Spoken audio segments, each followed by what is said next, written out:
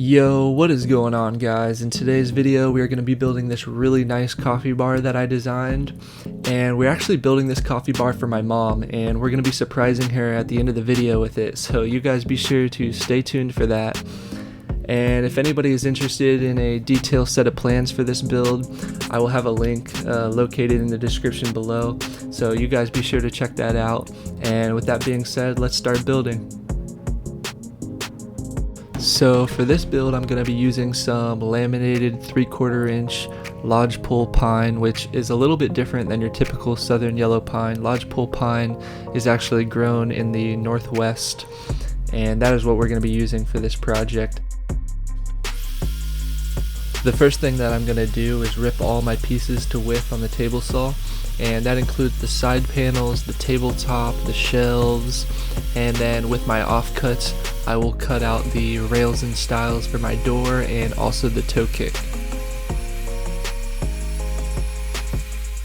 Also, as you guys can probably see, I finally upgraded and got a new table saw. I was using my dad's old Delta table saw without a riving knife, and it was starting to bog down a lot, so it was definitely time for the upgrade.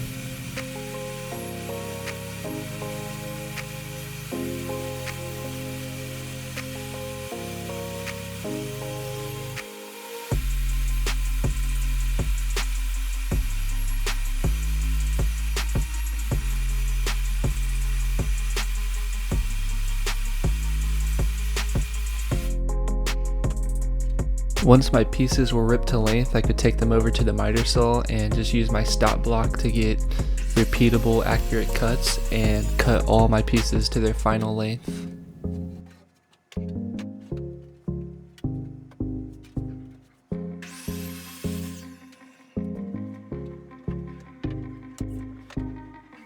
Making this whole cabinet out of pine ended up being quite the challenge, just because pine is so soft and brittle, and generally when you're making cabinets or even just the rails and stiles for your door, you want to use some type of hardwood, either like poplar or red oak, or just some type of hardwood that's not so brittle.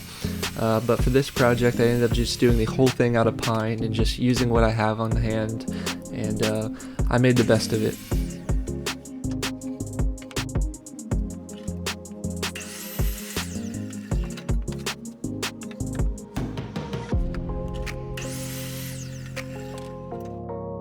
It's really important to label all your pieces, especially when you're making cabinets, just because a lot of the pieces look very similar and you don't want to cut the wrong piece, so it's best to just play it safe and label everything that you cut out.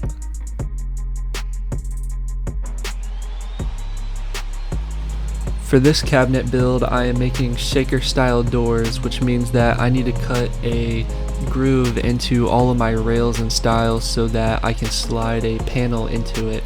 And for my panel, I'm actually using a 3/16 inch panel rather than a 1/4 inch panel, just because that's what I have on hand, so I'm just going to use it. That way I can get it out of my shop, because I've been trying to figure out what I'm going to do with it for a little bit. And before I cut all my slots, I ran a test piece through just to make sure that everything was accurate. It was a little bit tricky trying to fit a 3/16 inch board in between 3/4 inch stock, but I found a way to make it work where I could just run it through one way and then turn it around and then use the blade on the other side to cut it out. And you don't need a dado stack or anything to make these cuts. Those things just make the job easier, and so I'm just doing everything with just a standard blade.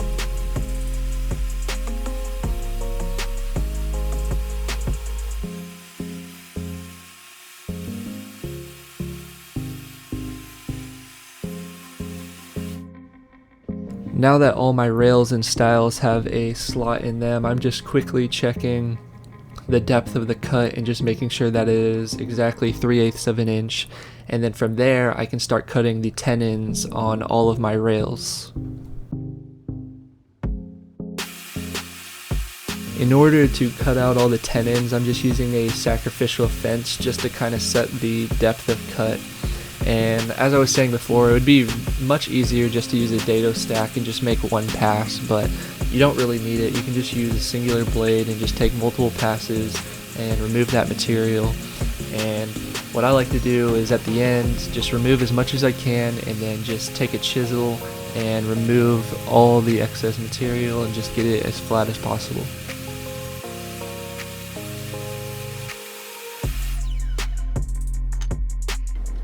As you can see, the pine is just super soft and brittle, so it's really easy just to use a sharp chisel and just to remove all that excess material and just make it nice and square.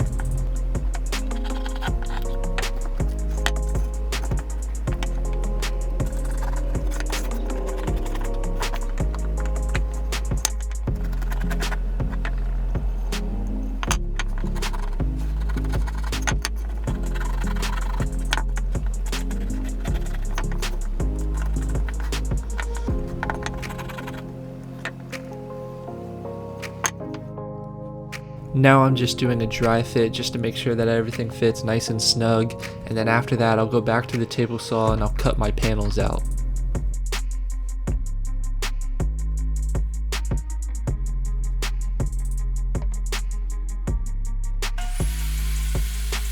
So like I said before, I'm using 3/16 inch plywood for the panel, and then after I cut it out I do a quick sanding around the edges just to get it ready for the final fit and get it ready for glue up.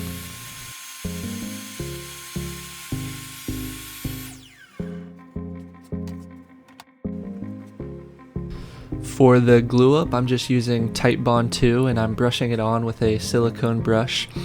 And if you're planning on painting your cabinets or your shaker style doors, sometimes it's best to paint or prime the outside edge of the panel just to account for any seasonal wood movement, because those panels may move over time inside your rails and stiles, so that is one thing to think about and consider.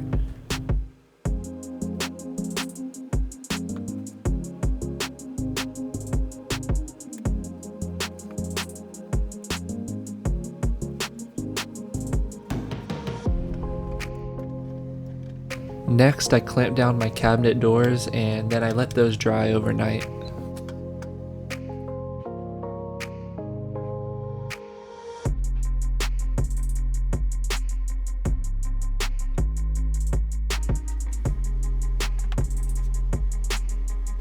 While my cabinet doors were drying, I started working on the cabinet side panels, and I'm just using my phone with my plans on them to mark out where I'm putting the toe kick on the bottom side of this panel. And I wish I could use a bandsaw to cut this out because I feel like it'd be much more precise, but I don't have a bandsaw and I'm just going to be using a jigsaw to cut this out.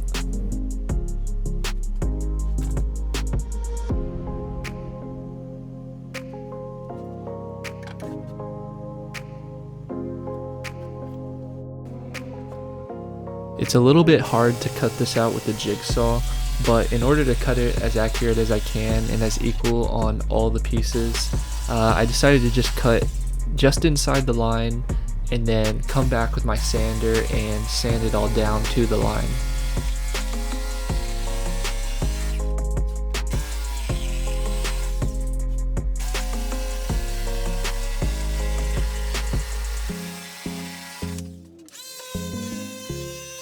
Now I sand all the edges to the line, and then I repeat this whole process for the other side, and then I also do the same thing for the toe kick.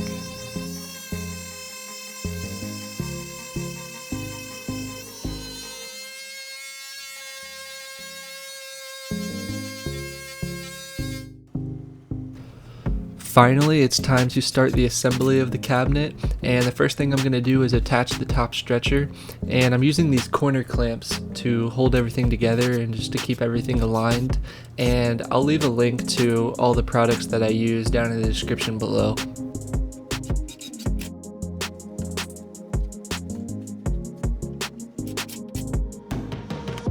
I started by only attaching one stretcher at the top, that way I could use the other stretcher to keep equal spacing at the bottom, and then I could glue and brad nail my toe kick to the front of the cabinet.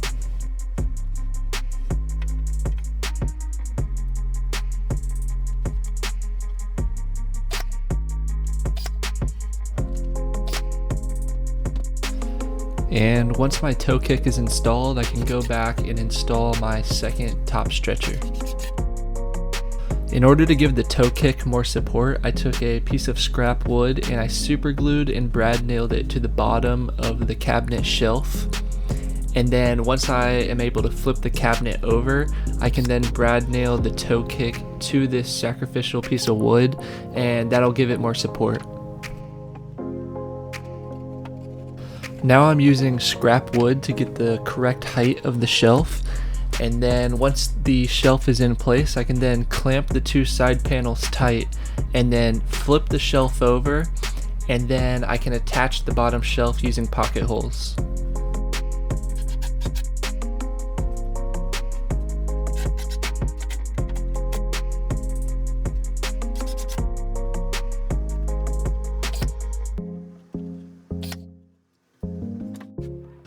After my cabinet doors have dried, I sand everything down and then I drill holes for my hinges to sit in.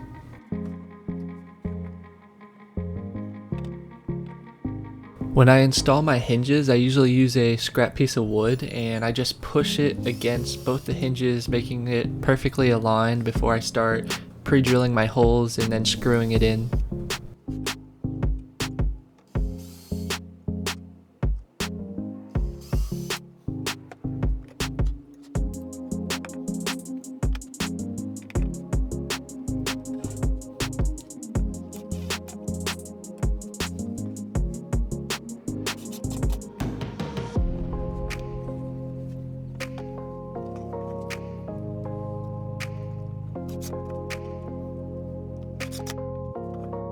Because I designed my cabinet doors to sit flush with the edge of the cabinet, I have to undo this screw all the way out. That way, when I go to install it, it sits flush. Now I can install both my cabinet doors by pre-drilling the holes and then screwing it in.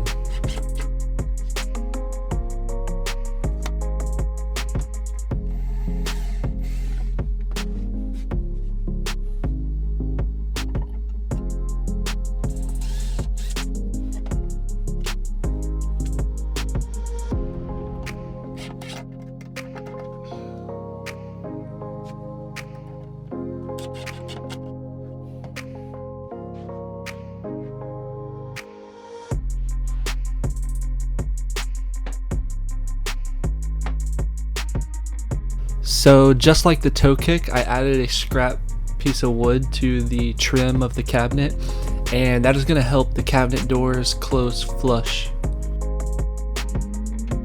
And then I used a few scrap pieces of paper just to keep an equal spacing between the cabinet door and the trim, and then I brad nailed it down. Next, I drill all the holes for the cabinet pulls, and I wanted to keep everything the same that was already in the kitchen, so I'm using the same hardware that's in the kitchen for this coffee bar.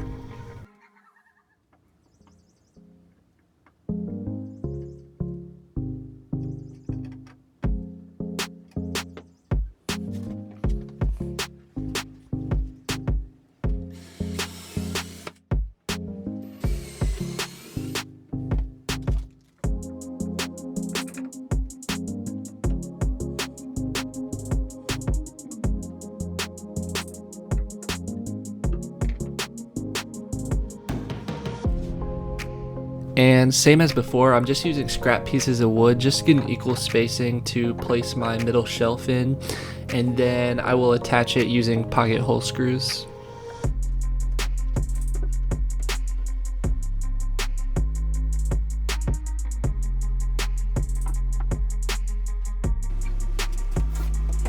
This shelf I'll be installing the exact same way, except I'm going to be installing it flush to the top of the trim. And then once it's pocket hole screwed down, I'll go in with my brad nailer and I'll brad nail the trim to the top of that shelf.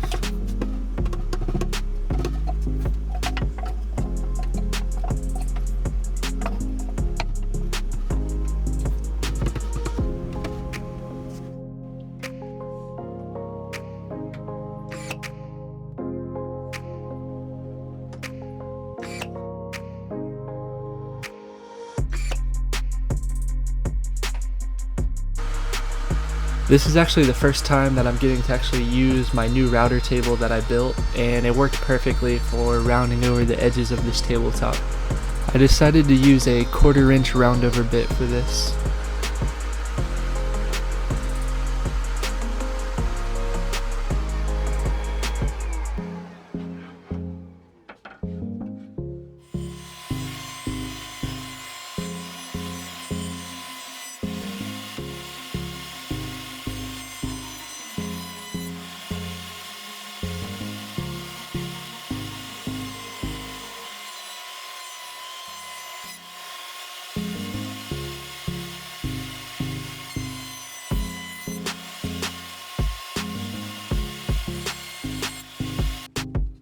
After I routed the tabletop, I hand sanded all the edges, and then I sanded the top of the table with 320 grit sandpaper.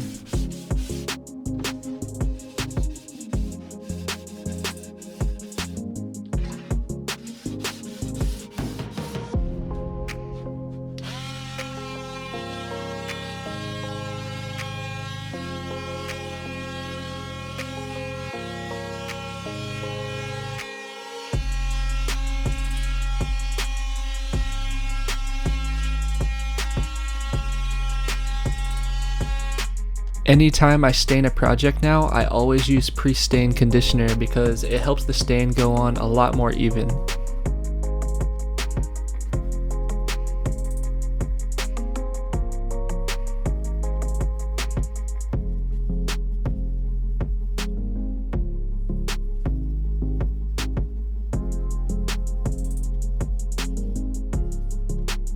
We are going to be staining the tabletop and also the upper shelf, and for that we are going to be using Minwax's Dark Walnut stain. I let the stain sit just for a few minutes, and then I come back with a dry cloth and wipe the excess off.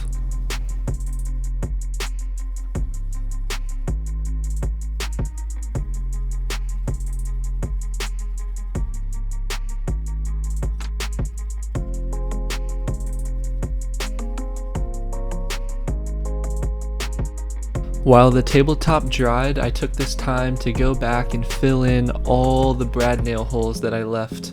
And for that, I'm just going to be using this plastic wood filler. And I really like this product. When you put it on, it's pink.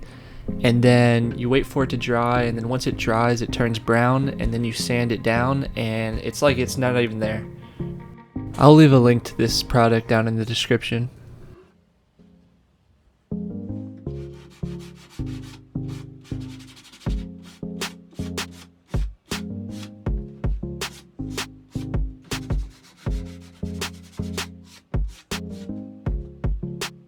I'm using that same 3/16 inch plywood that I use for my panels to use for my backer board for this coffee bar, and I'm just brad nailing it down.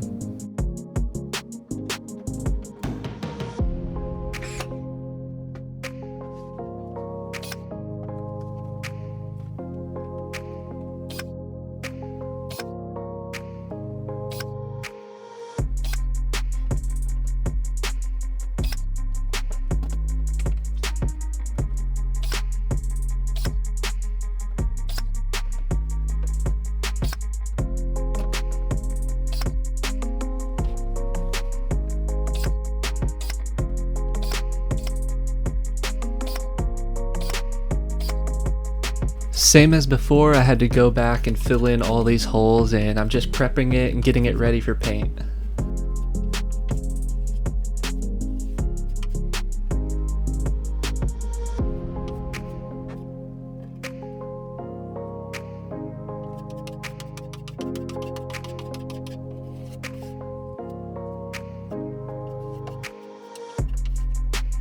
For the finish, I'm using a paint and primer combo in the color Pesto Green, and I think it came out really nice.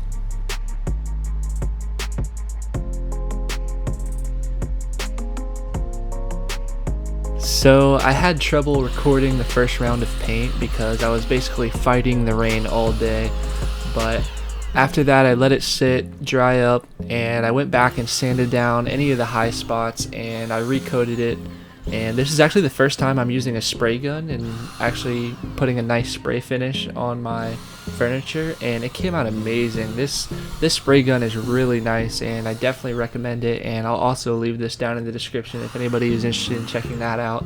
But overall, I love the finish that came out. I ended up just painting this cabinet out in the backyard, and in the background you can actually see the doghouse that I built for my dog. And it's funny because I built this giant doghouse and she's only been in there maybe like 2 times. But if you guys haven't seen that video, you guys definitely need to go and check that out.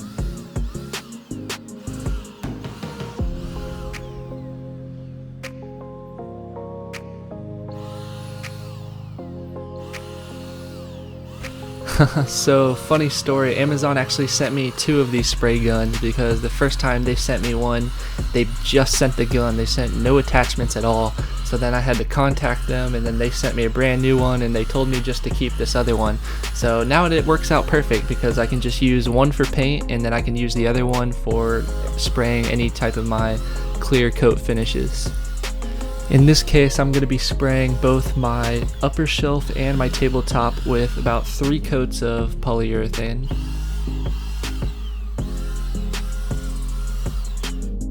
After my paint and finishes have dried, I could finally start the final assembly, and the first thing I did was install the shelf, and then I tried to install the tabletop, but then I realized this was a mistake because I needed to install the tabletop first so that I had room to screw it down. So I did this in reverse order, but off camera I had to go back and uninstall the shelf and then reattach the tabletop.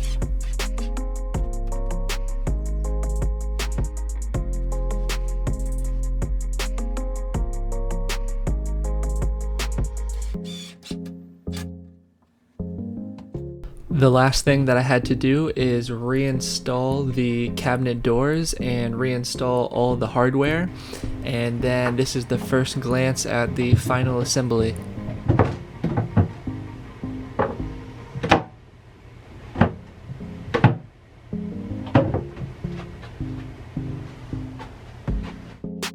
Alright guys, we just arrived in Sugarland. We're about to go stage the coffee bar and show my mom. She already knows that we're making a coffee bar because we kind of designed it together, but we had to throw it in the back because it rained the whole way home, so then Bailey had to sit on her lap the whole way. She was our shotgun rider. She was so good. She did very good. 50-pound lap dog today.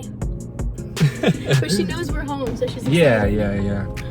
So let's go inside and let's get this thing staged, and we'll go ahead and surprise her. Oh, I love the color. Yeah, I was hoping it's a little more minty than we thought it was, but I think it looks cool. No, I love it because I need some color in here. Yeah, and it stands out from the white cabinets.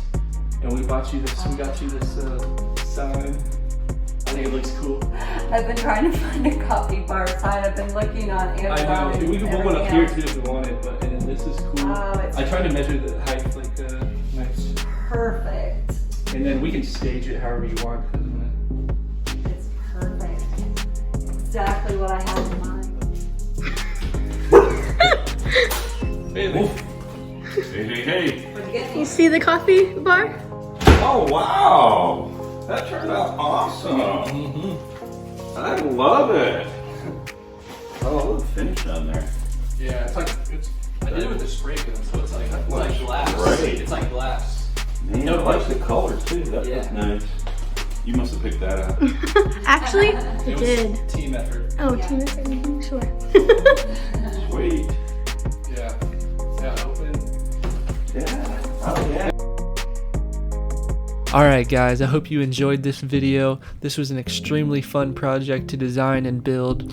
Be sure to smash that like button, subscribe if you haven't, and I'll see you guys on the next one.